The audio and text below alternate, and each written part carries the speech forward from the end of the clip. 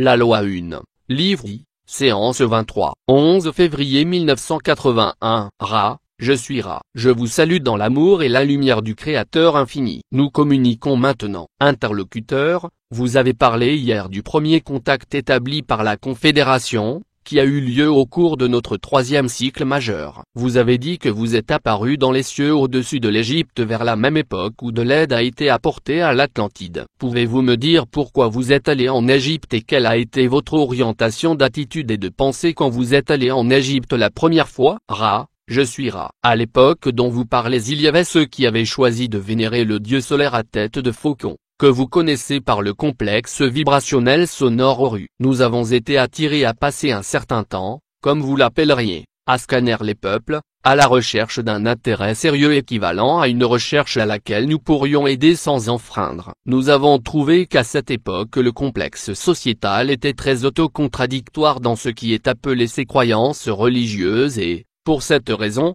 il n'y a pas eu d'appel approprié pour notre vibration. Ainsi, en cette période que vous connaissez comme étant approximativement 18 000 de vos années dans le passé, nous sommes partis sans entreprendre aucune action. Interlocuteur, vous avez dit hier que vous êtes apparu dans les cieux au-dessus de l'Égypte à cette époque. Est-ce que les entités égyptiennes ont pu vous apercevoir dans leurs cieux? Ra, je suis Ra. Ceci est exact. Interlocuteur, qu'ont-elles vu et comment cela a-t-il affecté leur attitude? Ra, je suis Ra. Elles ont vu ce que vous décririez comme des vaisseaux en forme de cloche et propulsés par des cristaux. Cela ne les a pas affectés étant donné leur ferme conviction que de nombreuses choses merveilleuses se produisaient comme faisant normalement partie d'un monde, comme vous l'appelleriez, dans lequel de très nombreuses divinités avaient un puissant ascendant sur des événements surnaturels. Interlocuteur, aviez-vous une raison pour leur être visible plutôt qu'invisible? Ra, je suis Ra. Cela est exact. Interlocuteur,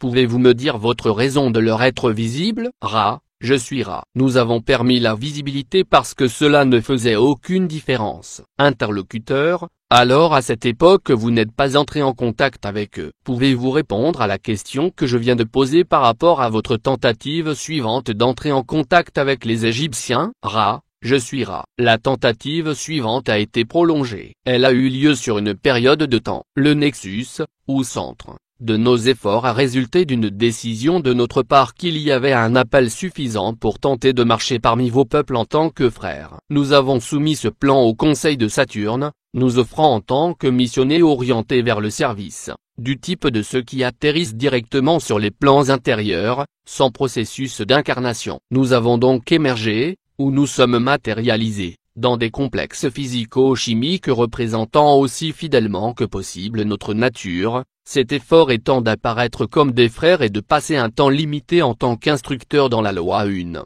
car il y avait un intérêt de plus en plus fort pour le corps solaire, et ceci vibre en concordance avec nos distorsions particulières. Nous avons découvert que pour chaque mot que nous pouvions prononcer, il y avait 30 impressions que nous donnions par notre simple essence, ce qui déroutait les entités que nous étions venus servir. Après une courte période nous nous sommes éloignés de ces entités et avons passé beaucoup de temps à essayer de comprendre comment nous pourrions au mieux servir ceux auxquels nous nous étions offerts en amour / lumière. Ceux qui étaient en contact avec cette entité géographique, que vous connaissez comme étant l'Atlantide, avaient conçu des potentiels de guérison par l'usage d'entités de forme pyramidale. En considérant cela et en procédant à des ajustements de différence comme dans les complexes de distorsion des deux cultures géographiques, ainsi que vous les appelleriez, nous sommes retournés devant le Conseil en offrant ce plan au Conseil comme une aide à la guérison et à la longévité de ceux dans la région que vous connaissez comme l'Égypte. De cette façon nous espérions faciliter le processus d'apprentissage tout en offrant de la philosophie énonçant la loi 1. Une nouvelle fois le Conseil a donné son accord. Il y a approximativement 11 000 de vos années nous sommes entrés par forme pensée dans votre. Nous corrigeons cet instrument. Nous avons parfois de la difficulté à cause d'une baisse de vitalité.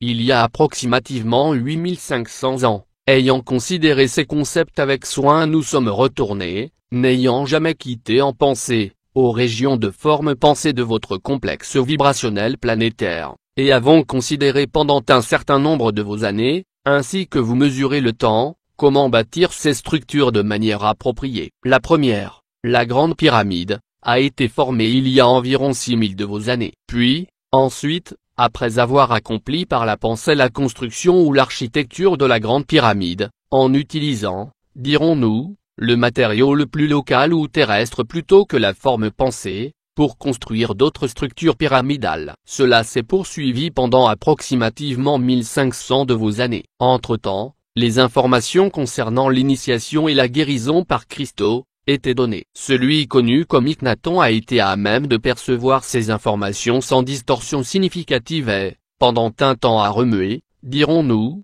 ciel et terre pour faire appliquer la loi une et ordonner le clergé de ces structures en accord avec les distorsions de l'initiation et de la guérison véritablement compatissantes. Cela ne devait pas durer longtemps. Lors de la dissolution physique de cette entité sur votre plan physique de troisième densité, ainsi que nous l'avons dit auparavant, nos enseignements ont bientôt été pervertis, nos structures une nouvelle fois ont été rendues à l'usage de ce qui est appelé royal ou de ceux ayant des distorsions vers le pouvoir. Interlocuteur, quand vous avez parlé de guérison par les pyramides, je présume que la guérison primordiale devait être celle de l'esprit. Est-ce exact? Ra, je suis Ra. Cela est partiellement exact. La guérison, si elle doit être effectuée, doit être une concentration sans distorsion significative des ruissellements entrant au travers du complexe spirituel dans l'arbre du mental. Il y a des parties de ce mental qui bloquent les énergies affluant dans le complexe corporel. Dans chaque cas, dans chaque entité, le blocage peut être très différent. Cependant,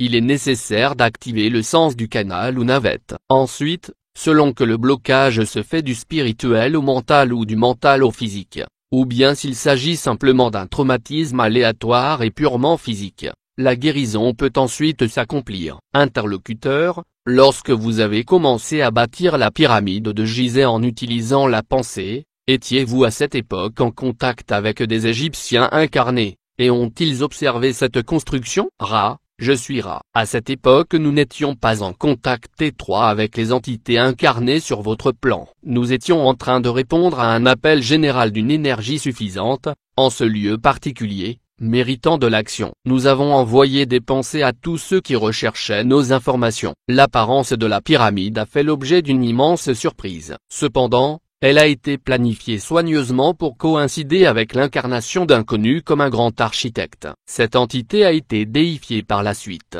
en partie à cause de cette occurrence. Interlocuteur, quel nom ont-ils donné à cette divinité? Ra, je suis Ra. Cette divinité avait le complexe vibratoire sonore Imhotep. Interlocuteur, que pouvez-vous me dire à propos de la réussite en général de la pyramide? Je comprends que les pyramides n'ont pas réussi à produire l'élévation de conscience espérée, mais il a dû y avoir une certaine réussite venue d'elle. Ra, je suis Ra. Nous vous demandons d'en vous souvenir que nous sommes les frères et sœurs du désarroi. Quentin a été sauvé de ce désarroi pour avoir une vision du Créateur unique. Alors il n'y a pas de concept d'échec. Notre difficulté se trouve dans l'honneur / la responsabilité de corriger les distorsions de la loi une qui sont survenues pendant nos efforts pour venir en aide à ces entités. Les distorsions sont vues comme des responsabilités plutôt que comme des échecs, les quelques-uns qui ont été inspirés de chercher, notre seule raison de cet effort. Dès lors, nous serions peut-être dans une position de paradoxe en ce sens que Quentin a eu une illumination, nous avons réussi, comme vous diriez, et quand d'autres sont devenus plus soucieux et désemparés nous avons échoué. Ce sont vos termes. Nous persistons à chercher à servir. Interlocuteur, pouvez-vous me dire ce qui est arrivé à Akhenaton après sa mort physique? Ra, je suis Ra. Cette entité est ensuite passée par la série de soins et révisions des expériences incarnationnelles appropriées à l'expérience de troisième densité. Cette entité avait été dans une certaine mesure dans les distorsions de pouvoir, améliorée par la grande dévotion à la loi 1. Cette entité a dès lors résolu d'entrer dans une série d'incarnations dans lesquelles il n'y avait pas de distorsion vers le pouvoir. Interlocuteur, pouvez-vous me dire quelle était la durée de vie moyenne des Égyptiens au temps d'Akhenaton? Ra, je suis Ra. La durée de vie moyenne de ces gens était d'approximativement 35 à 50 de vos années. Il y avait beaucoup de ce que vous appelez des maladies de nature de complexe physique. Interlocuteur, pouvez-vous me dire les raisons des maladies? Je pense que je sais déjà, mais je pense qu'il serait bon pour le livre de le dire à ce moment-ci. Ra, je suis Ra. Ceci n'est, ainsi que nous l'avons mentionné précédemment, pas particulièrement informatif par rapport à la loi 1. Cependant, Le pays que vous connaissez comme l'Égypte était en ce temps-là hautement barbare dans ses conditions de vie, ainsi que vous les appelleriez. Le fleuve que vous appelez Nil pouvait se mettre en crue et puis se retirer, fournissant ainsi des terrains fertiles pour le développement de maladies pouvant être transportées par des insectes. Également, la préparation d'aliments a permis l'apparition de maladies. Et aussi, dans de nombreux cas il y avait des difficultés avec les sources d'eau, et l'eau ingérée provoquait des maladies à cause des organismes qui s'y trouvaient. Interlocuteur, je questionnais en fait à propos de la cause fondamentale des maladies plutôt qu'à propos du mécanisme de leur transmission. J'allais à la racine de la pensée qui avait créé la possibilité de maladie. Pourriez-vous me dire brièvement si j'ai raison de penser que la réduction générale de pensée sur une longue période sur la planète Terre par rapport à la loi a créé des conditions par lesquelles ce que nous appelons des maladies ont pu se développer? Est-ce exact? Je suis Ra. Cela est correct et bien perçu. Vous, en tant que poseur de questions, vous commencez maintenant à pénétrer les enseignements extérieurs. La cause fondamentale dans cette société particulière n'a pas été tellement une action belliqueuse, bien qu'il y ait eu, dirons-nous, des tendances, mais plutôt l'apparition d'un système monétaire et de commerce, et le développement très actif de ces tendances vers l'avidité et le pouvoir. D'où la mise en esclavage d'entités par d'autres entités et la mauvaise compréhension du créateur à l'intérieur de chaque entité. Interlocuteur, je comprends, si je ne me trompe pas, qu'un contact sud-américain a aussi été établi. Pouvez-vous me parler de la nature de votre contact par rapport à l'attitude vis-à-vis de ce contact, ses ramifications, le plan de contact, et pourquoi les gens ont été contactés en Amérique du Sud? Je suis Ra. Ceci sera la dernière question complète de cette séance. Les entités qui ont marché parmi ceux de votre continent sud-américain ont été appelées par un désir similaire, de la part des entités de là-bas, d'apprendre à propos des manifestations du soleil. Elles vénéraient cette source de lumière et de vie. C'est ainsi que ces entités ont été visitées par des êtres de lumière non différents de nous-mêmes. Des instructions ont été données et elles ont été mieux acceptées et moins déformées que les nôtres. Les entités elles-mêmes ont entrepris de construire une série de cités souterraines et cachées, y compris des structures pyramidales. Ces pyramides variaient quelque peu par rapport au style que nous avions propagé. Cependant, les idées originelles étaient les mêmes, avec l'addition d'un désir ou d'une intention de créer des endroits de méditation et de repos, un sentiment de la présence du Créateur unique. Ces pyramides étant alors pour tous les gens, non pas seulement pour les initiés et ceux à soigner. Ils ont quitté cette densité quand il a été découvert que leur plan était solidement en train et, en fait, avait été enregistré. Pendant approximativement les 3500 années suivantes, ces plans, bien que dans une certaine mesure déformés, ont atteint un état de quasi-achèvement à de nombreux égards. C'est pourquoi, comme dans le cas des ruptures de quarantaine, l'entité qui aidait les entités sud-américaines le long des voies sud-américaines que vous appelez en partie le fleuve Amazon, est retournée devant le Conseil de Saturne pour demander une deuxième tentative de corriger en personne les distorsions survenues dans ces plans. Ceci ayant été accordé, cette entité, ou complexe mémoriel sociétal, est retournée, et l'entité choisie comme messager est venue une nouvelle fois parmi les peuples pour corriger les erreurs. À nouveau, tout a été enregistré, et l'entité a rejoint son complexe mémoriel sociétal et quitté vos cieux. Tout comme dans notre expérience, les enseignements ont été, pour la majeure partie, grandement et grossièrement pervertis jusqu'à aller, dans des temps ultérieurs,